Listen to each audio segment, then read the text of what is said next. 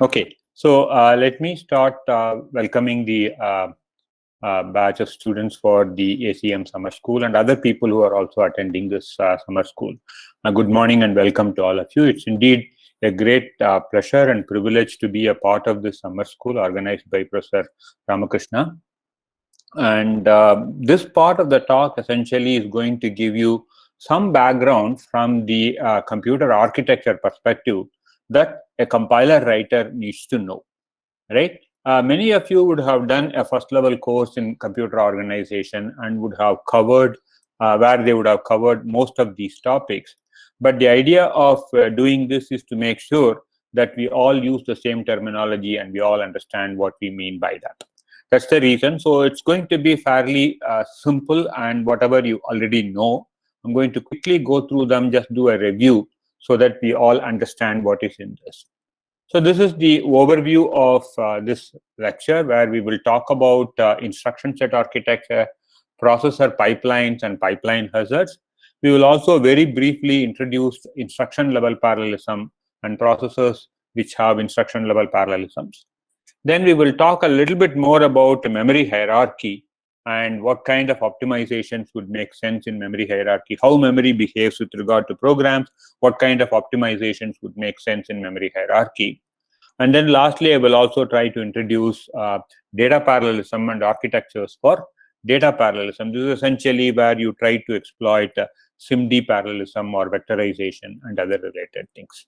So that's roughly the organization of this talk. Right? Let's just start off with the basic computer organization. Many of you know that a basic computer consists of a central processing unit, and within the central processing unit, which is the processor, we have the arithmetic and logic units, which can actually perform all the computations that is required. The control unit is responsible for providing the necessary control to the ALU as well as to the other subcomponents in the system so that the exact activity is performed. And within the processor, we also have a set of registers. Some of them are general purpose registers, which are meant for storing temporary values, like the integer registers and floating point registers. And we also have some special purpose registers, such as the program counter or the instruction register, or sometimes called the frame pointers, and so on and so forth. In addition to these things, the central processing unit also consists of a memory management unit, which is required for doing address translation. And we have one or two or maybe even three levels of cache hierarchy within a processor today, right? So that is all about the central processing unit. So we will very briefly see how the central processing unit functions and certain aspects of that. Apart from the central processing unit, we also have the main memory, which is a part of the basic computer organization. And then, of course, you have a number of input-output devices which are connected to the central processing unit and main memory by means of a bus. The main memory is the one which stores the program which is being executed by the processor, and it's also the one where the data resides. Therefore, the processor operates on the data and then computes certain things. Okay. Now, as I said, main memory holds instruction and data, and it is essentially organized as a sequence of locations, right? And each location is referred to by a unique address. And each location may consist of one or more bits. Typically, each location would consist of 8 bits or 1 byte.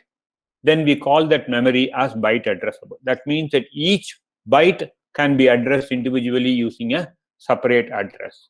And when each location consists of only 1 byte, and if you want to store data items which are multiple bytes, for example, if you want to store an integer which is either 4 bytes or 8 bytes long, or if you want to store a single precision floating point number which is 4 bytes long, then what you do is that you essentially store these values in consecutive memory locations, right?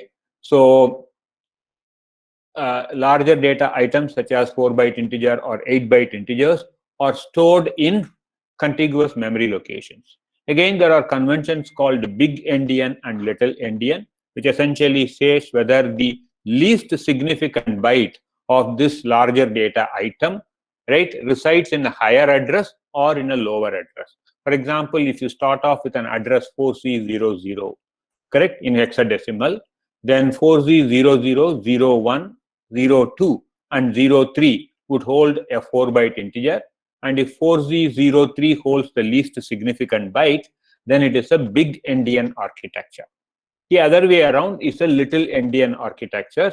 So each processor supports either a big endian, right, convention, or it follows the little endian convention. Essentially, it is a consecutive set of memory locations which store the data, and it essentially tells you which part is the most significant byte of the data item that you are looking at and which part is the least significant byte. We would also like to introduce the term word aligned, which is often used, not world aligned, I'm sorry, it is word aligned. It is often used to indicate that the address of the memory location that you are talking about, right, is a multiple of 4. And whenever the address is word aligned, and when you try to access the data, that access would happen faster or using fewer fetches, right? And when you say the address is a multiple of 4, it means that the least significant 2 bits of the address would be 00, right? So these are certain terminology which we would use during our discussions, and we would assume that all of you know about it. I'm sure that you have come across this in a good level of detail in your undergraduate course in computer organization. We are just trying to make sure that we recall all of these definitions. Okay. At this point in time, maybe I just want to take a quick check and then see whether all of you are able to follow me. So you can just raise your hand, and if you think that the way in which we are going is okay, just raise your hand. You just need to see a quick check of how many hands are being raised. Okay. So things are good. Okay. All right. So we will continue in this mode for the next hour or so. Okay, so bear with me. We did this. Okay. Next, we will talk about instruction set architecture. Instruction set architecture is a basic thing that we need to understand before we could understand anything about the processor. Instruction set architecture is also the view of the computer visible to the programmer or the compiler writer. This is what we need to know about the processor for which we are going to generate code for that, right? So we are again going to focus on this aspect because this course is primarily focused towards compiler design and compiler writing. Okay, and when we talk about the instruction set architecture, there are 2 kinds of instruction set architectures. One called the complex instruction set computers, and the other called reduced instruction set computers. These are typically, the acronyms for this are CISC and RISC. In the case of a complex instruction set computer, a single instruction is a complex instruction and is capable of performing a complex operation involving several actions, right? And whereas a reduced instruction set computer is one in which every instruction performs one simple operation. The idea is to make the instruction simple so that the implementation can be made more efficient. Whereas the idea behind the CISC set of instructions is that if one instruction can perform many tasks, then you need fewer instructions to execute the program, and hopefully that would make the program run faster. However, the downside of the CISC instruction set architecture is that to implement each one of these complex instructions, it would take several cycles. And because these are complex operations, pipelining and other things cannot be done in a very efficient manner. And the clock rates of the system could be possibly slower, and so on and so forth.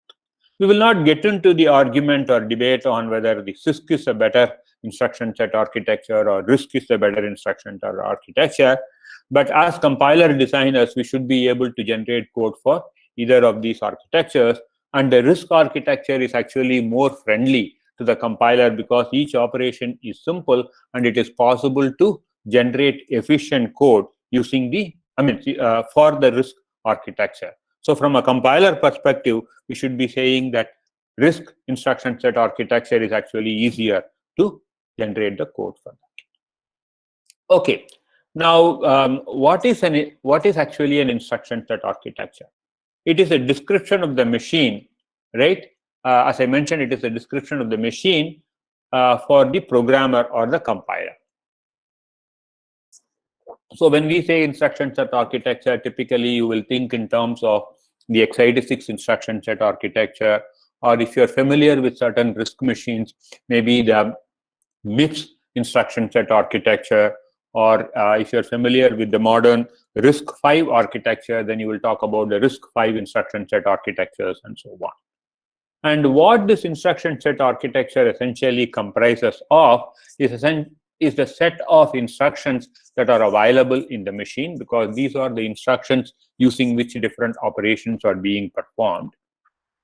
The instruction set architecture also specifies how the operands are specified in the instruction, right? What are the addressing modes used? How many operands are allowed? What is the convention in terms of what is the destination operand? What are the source operands, right? And whether one of the source operand itself can also be the destination operand, etc., etc. Okay. We will also look into how each instruction is encoded, because if you're talking about RISC architecture, then the instructions are typically encoded into a 32-bit fixed size, right, instruction format. Whereas if it is a CISC machine, then it is encoded in terms of either 2 bytes, 4 bytes, or more number of bytes. So how the instruction is being formatted. In our discussion, we will actually skip this last part because that's a little bit mundane, and that aspect is actually taken care of by the assembler, and we don't have to really worry too much about it. So we'll not get into this, but we will have a quick introduction to the set of instructions that are available, as well as the addressing modes supported by the instruction set architecture, and how these are relevant for our discussion. Okay. So when we talk about the set of instructions, they are typically classified into different types of instructions. For example, we have the arithmetic and logical instructions, which includes a set of add, subtract, multiply, and logical operations like logical or, logical and so on, as well as shift operations like shift left, shift right, or rotate kind of operations. We will see examples of each of these things, and each instruction intuitively means what that opcode space, right? We also have data transfer instructions, and if you are talking about typical RISC instruction set architecture, then the data transfer instructions are the only instructions which can have memory operands, and these are typically load and store instructions. In the case of CISC machines, right, you have a move operations which can actually move data from one memory location to the other memory location, whereas you don't have that kind of an instruction in a RISC architecture. Further, in a CISC architecture, you could have some operands of your arithmetic instructions as memory operands, whereas in the case of a RISC machine, the arithmetic instructions can only have either register operands or immediate operands, whereas data transfer instructions can only have memory operands. One of the operands would be a memory operand. Only data transfer instructions can have memory operands in the case of a RISC machine. Right. In addition, you also have control transfer instructions, which essentially effect, right, control transfer in programs. For example, if you want to do a conditional branch instruction, or if you want to call a function, or you want to return from a function, or you want to do an unconditional branch, then you have different types of control transfer instructions. Lastly, you also have other instructions like the halt instructions. Again, we may not spend much time on that. We will see examples of arithmetic and logic instructions, data transfer instructions, and control transfer instructions, and also very briefly understand what these instructions could essentially mean. And as I mentioned earlier, we are going to focus more on the RISC architecture, and therefore we will talk in the context of the instruction set architecture for a RISC machine, where only the data transfer instructions, that is load and store instructions, can have memory operands. All other instructions like arithmetic and logic instructions, as well as control transfer instructions, would only have register operands. That means the value has to come either from the register or from an immediate operand. Okay. So let's just look at the RISC-V instruction set architecture, right? RISC-V comes in various flavors. For example, there is a RISC-V 32 and there is a RISC-V 64 version, right? These are the common 32 and 64-bit variants. There are also many other variants as well. And in the 32, RISC-V 32 variant, you have instructions registers are of size 32 bits, right? It's a load store architecture. By that, what we mean is that only instructions that have, right, load store instructions are the only ones which can have memory operands. All other instructions would only have register operands or immediate operands. Okay, and in this context of the RV32, we will simply say that a word is 32 bits, a half word is 16 bits, and a byte is 8 bits. Okay, and these are encoded as W, H, and B in the instructions. Okay, and the addressing mode that is supported in the RISC-V architecture, it's what is called a displacement addressing mode, where you will have an offset plus a value from a register which will be added to the offset to obtain the effective address of the memory location. I will give you an example when we come to the load store instructions. The other type of operands that are allowed are register operands, in which one of the operands can be from the register. The contents of a register is an operand. That's called the register addressing mode. The last one is the immediate addressing mode, in which the instruction itself would have a part of the operand. The instruction itself would have the operand. For example, when you want to add 1, or when you want to subtract -4, or when you want to increment by 8, right? These are small constant values. These constant values appear as a part of the instruction, right? And these are called immediate operands. Again, as I give you examples, you will understand this better. Okay, now let's look at the integer instruction set of the RISC-V architecture, right? The RISC-V architecture has 32 general purpose registers, and each of this is 32 bits wide. And these are referred to as X0 to X31 in that architecture. And one convention here is that the X0 register is always hardwired to 0.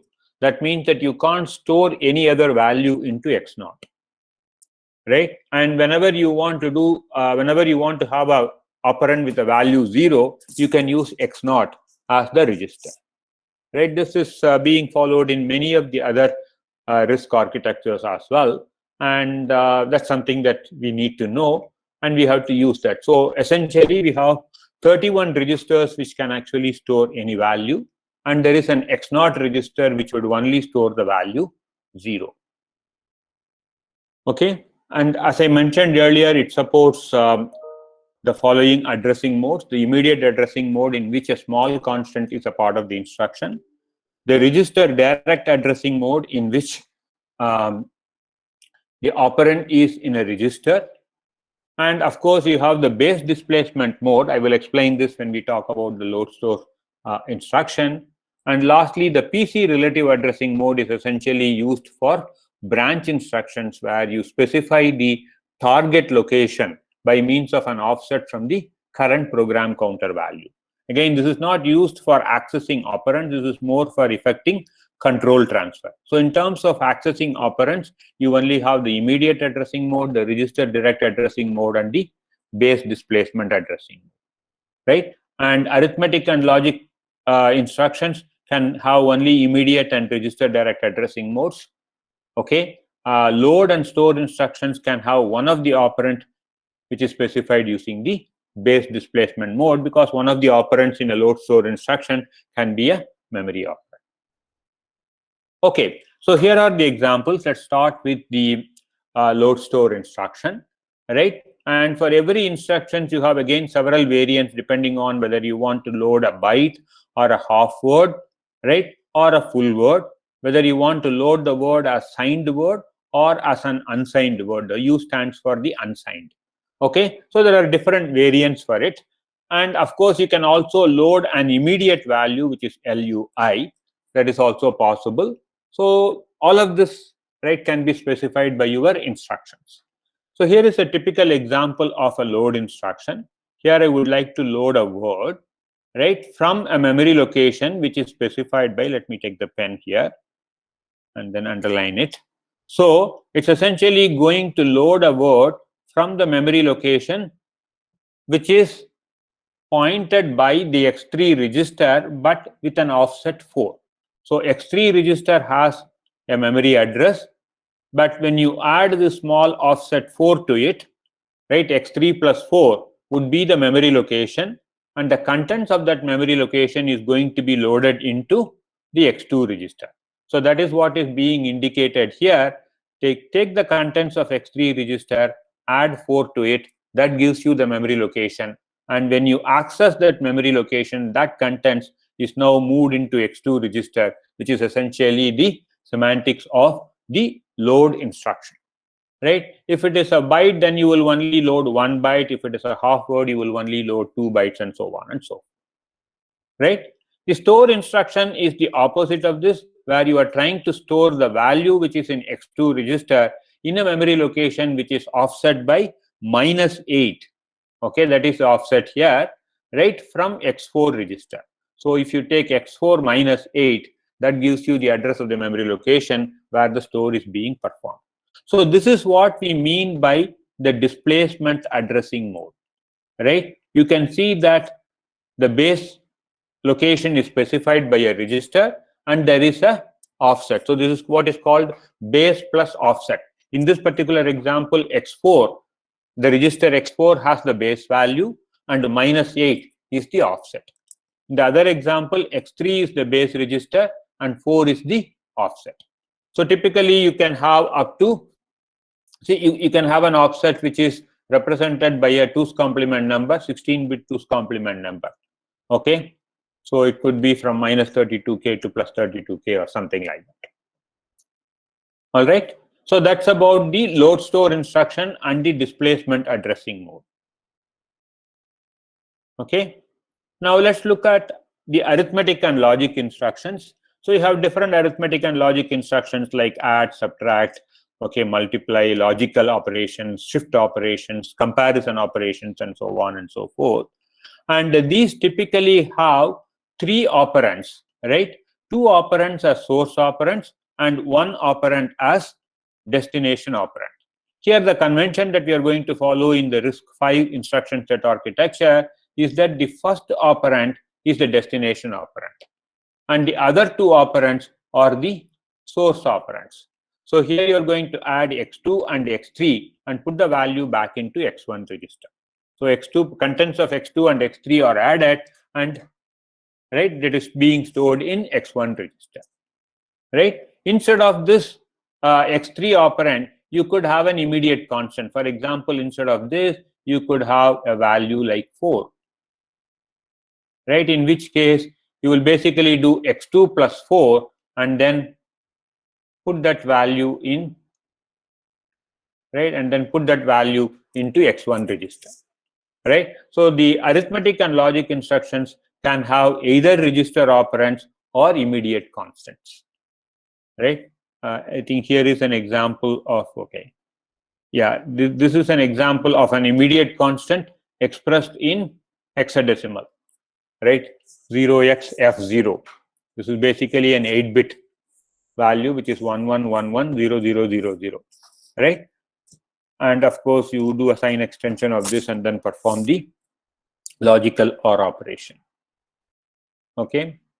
So when you have an immediate operand, then in this particular instruction set architecture, that is indicated by means of a suffix I, right? But that is not really required.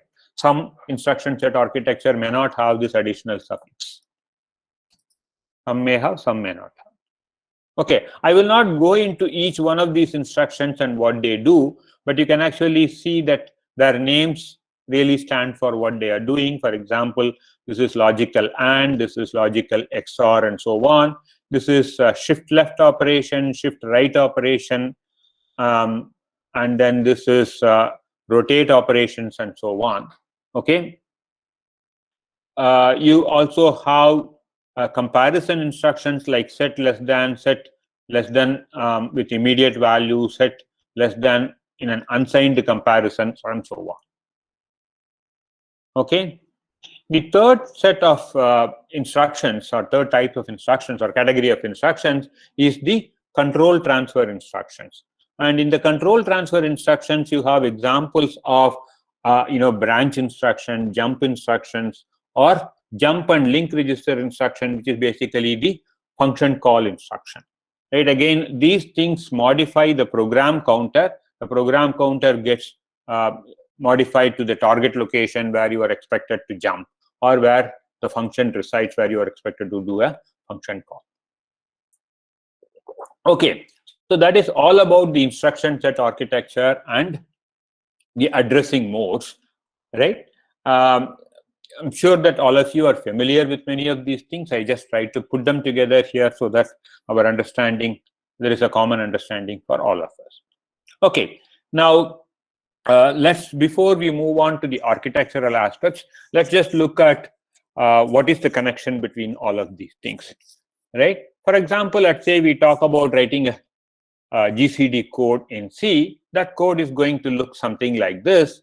You are all familiar with this code. So there is a while loop, there is a condition, there is some arithmetic operation, and if the condition is false, there is actually a swap operation which is being performed, and then you iterate through this loop. Now, when you compile this code, how would the set of instructions or the sequence of instructions look like, right? So here is the example. I'm just taking the main part of the code. I'm not focusing on all other aspects, just focusing on the main aspects of the code. And what you can see here is that this code is converted into a set of conditions, branch instructions, not conditions, branch instructions. Okay. And then here is the subtract instruction, which is a part of the then part of your if loop. And here is the swap instruction, which is the else part of your loop. And then this jump to begin essentially is the part of the while loop, and the while loop condition is being tested in here, right? So you can see that you mark this. So here is where the while loop, which is being, right, where the condition is being tested. If the condition of the while loop is false, then you go to done. If the condition is true, then you iterate. There you do the if condition, and then if the if condition is true, you do the subtract. If the if condition is false, you have to do the swap. Swap is essentially moving, right, register contents, but move is achieved by means of an add instruction here, right? What is the second operand here? The second operand is x0. And what is x0? X0 is 0. So when you add x1 to 0, you get essentially x1 that is being copied into x3 register. So this is essentially a copy operation, because one of the operands is x0, which is a 0 register, right? So all of these add operations, right, are essentially copy operations, copying x1 to x3 or x2 to x1 and x3 to x2. Okay, so this is how the instruction is going to look like. So when you write your compiler is expected to generate a code something like this. How exactly are we going to achieve is what you are going to see in this summer school, right? What are the different phases of the compiler? How is it going to take this particular C program and then convert it into this set of assembly instructions, right? That's essentially what we are going to see in this course. Okay, now let me move on to the processor data path and pipelining, right? Again, we will only focus on the aspects of the architecture that the compiler designer would require, right? Instruction execution is essentially divided into 5 phases. The instruction fetch phase, where the instruction is fetched from the program memory, right? And then in the instruction decode phase, the instruction is decoded, and whatever is the operation to be performed, that is understood, as well as whatever are the operands. For example, if it is an arithmetic instruction, then its operands would be there in the register file, right? If it is a load store instructions, then also the operands are there in the register file, using which you have to calculate the effective memory address. or if it is an immediate operand, it is a part of the instruction and therefore it is sign extended, etc. That is what is being done in the instruction decode and operand fetch phase, which is called ID phase. Then in the next phase, instruction execution phase, you essentially perform the operation. If it is an arithmetic instruction, then you perform that arithmetic operation. If it is a memory instruction, you perform what is called the effective address calculation. If it is a control transfer instruction, you evaluate the condition and you also compute where the target should be. And when the condition is 2, you have to jump to the target location. Right? That's essentially what is being done in the execute phase. Then, of course, in the memory phase, which is applicable only for load store only applicable for load store instructions in the case of RISC machines, right? The load and store operations are performed in the memory, right? The value is being loaded from the memory for the load instruction, whereas in the case of a store, the value is stored into the memory. Then, of course, in the write back phase, whatever is the result of your arithmetic operation or whatever is the value loaded from memory in the case of a load instruction is being written back into the register file, because the destination is also a register location which is being written into the register file. If it is a store instruction, the destination is memory and that gets completed in the memory phase. So these are the 5 phases in the processor data path, right? And we can actually pipeline each of these phases: the instruction fetch, decode, execute, memory, and write back phases. And when you pipeline this, you improve the instruction throughput, right? And in the ideal situation, you could actually execute 1 instruction every cycle. If you don't pipeline, you will take 5 stages, and if each stage takes 1 cycle, then you will take 5 cycles to complete the instruction execution. Whereas when you pipeline it, you can actually improve the throughput. It would still take 5 cycles for completing each instruction, but the throughput can be improved, and you could get a throughput of 1 instruction every cycle in the case of an ideal pipeline. How does pipelining work? So in the case of pipelining, right, you take the ith instruction and you start its instruction fetch, right? And then in the next cycle, the ith instruction would go to the instruction decode phase, at which time you take the next instruction, the I2 instruction, and then you start its instruction fetch, right? Again, in the next cycle, the I1 instruction would go to the execute phase, the I2 instruction would go to the ID phase, and at that time you initiate the I3 instruction and so on. So if you keep doing this, then what you see is that after the pipeline is being filled, every instruction, in every cycle, you will have 1 instruction getting completed, right? And therefore, you are getting a throughput of 1 instruction every cycle. But this is in the ideal situation, right? And we will later on see why this ideal situation does not always happen, and what happens when you have data dependencies and control dependencies, and what are the stalls that are being introduced. That's what is of relevance or importance to us. So let's focus on that. Okay. So the next thing that we are going to talk about is pipeline hazards, which is actually what happens in the so-called realistic situations. Right? The ideal situations, you will have each instruction completing 1 cycle, but in the realistic situations, you have what are called pipeline hazards, right? So these pipeline hazards are again divided into 3 categories, what are called structural hazards, right? Where 2 or more instructions wanting to access the same stage at the same time. And if 2 of them are competing for the same stage at the same time, then of course you would have contention for that, and only 1 of them can proceed, and that's essentially structural hazard. We will not talk more about structural hazard in this talk. We will rather focus on data hazards and control hazards. Data hazards happen because 1 instruction produces some data value which is being consumed by another instruction. So there is a data dependency between these 2 instructions. And if the producing instruction has not completed its execution, or has not completed its execution and written the value in the destination location, and before that, if the consuming instruction starts executing, then you will have a problem, right? That's essentially what is called data hazard. And when you have data dependencies in your instruction sequence, right, the pipeline has to take care of that, and either it will incur some data hazard stalls, or something has to be done by the compiler or something has to be done by the hardware. So we will see what can be done by the compiler from that perspective. The third thing that we talk about is the control hazard. Similar to data hazard, control hazards happen because of control instructions. When you have a branch instruction, particularly when you have a conditional branch instruction or even an unconditional branch instruction, the following instruction that is executed could be from a location which is from the target location and not necessarily from the next instruction, right? And in fact, you're going to realize that this is a conditional branch instruction or a branch instruction only when the instruction goes to the instruction decode stage. But you are expected to fetch, or the processor is expected to fetch the next instruction, right, when this instruction goes to the decode phase. But because we don't know whether this instruction is a branch instruction or not, right, the processor is going to actually fetch the next instruction from the next location, which may not be the place if you have to take a control branch. So that's essentially what is called the control hazard, and that also introduces stalls in your pipeline. And again, compiler can do a few small tricks to reduce the effects of these stalls, and that's the reason why we are going to talk about that.